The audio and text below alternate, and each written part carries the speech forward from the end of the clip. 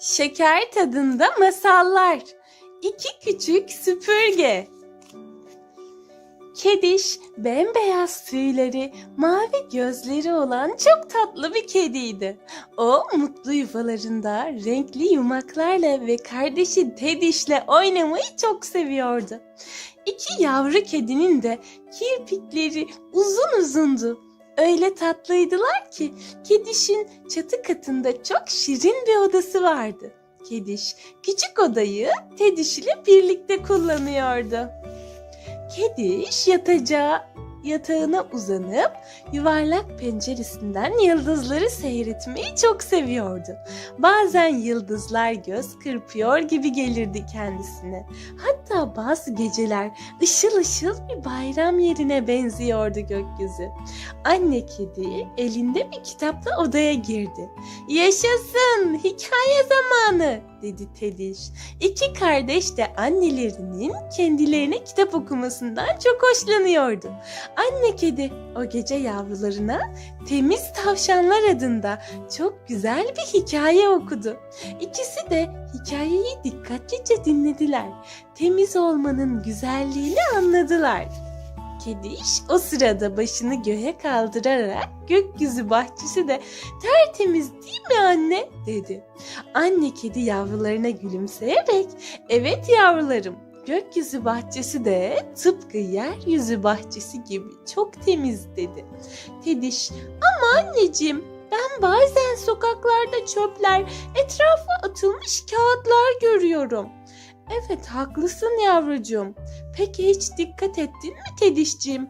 Sence ormanlar, denizler, gökyüzü nasıl? Tediş şöyle bir düşündü. Gökyüzü tertemiz. Aslında biz kirletmezsek ormanlar da, denizler de pırıl pırıl. Annesi onun sözünü tamamlayarak devam etti. Sonbaharda dökülen yapraklar bile rüzgarlarla süpürülüyor yavrum. Dökülen yaprakların bazıları toprağa karışıyor, bazıları hayvanlara yiyecek oluyor. Yani her yerde çok dikkatli bir temizliğin eseri görünüyor. Sadece bazı dikkatsizler etrafa atık maddeleri atarak çevreyi kirletiyor dedi. Kediş, anneciğim ben elimi yüzümü yıkamayı, banyo yapmayı çok seviyorum. Mis gibi olunca çok mutlu oluyorum. Bir kuş tüyü gibi hafif hissediyorum kendimi dedi. Anne kedi duyduklarına çok sevindi. Peki yavrularım, şimdi size bir bilmece sormak istiyorum. Kim cevabını bulursa onu bugünün bilmece şampiyonu ilan edeceğiz, tamam mı? Minik kediler çok heyecanlanmıştı. İkisi de kendilerine bilmece sorulmasından çok hoşlanıyordu. Gözlerini iri iri açıp annelerini dikkatlice dinlemeye başladılar. Anne kedi, benim küçük iki süpürgem var. İki küçük pencereyi süpürür dedi. İki kardeş birbirlerine şaşkın şaşkın baktılar. Pek bir şey anlamamışlardı. İpucu diye annelerinin etrafında zıplamaya başladılar. Anne kedi, peki bu iki küçük pencere bizim yüzümüzde bulunur.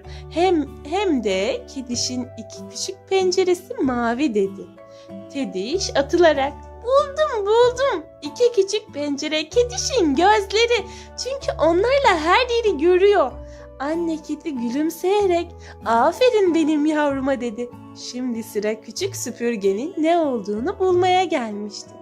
Tamam buldum diye havalara zıpladı kediş. Kirpiklerimiz, iki küçük süpürge kirpiklerimiz. Anne kedi, aferin benim kedişime. İkinizi de tebrik ediyorum. Evet kirpiklerimiz gözlerimizi hem tozlardan koruyor hem de bir güzel süpürüyor dedi.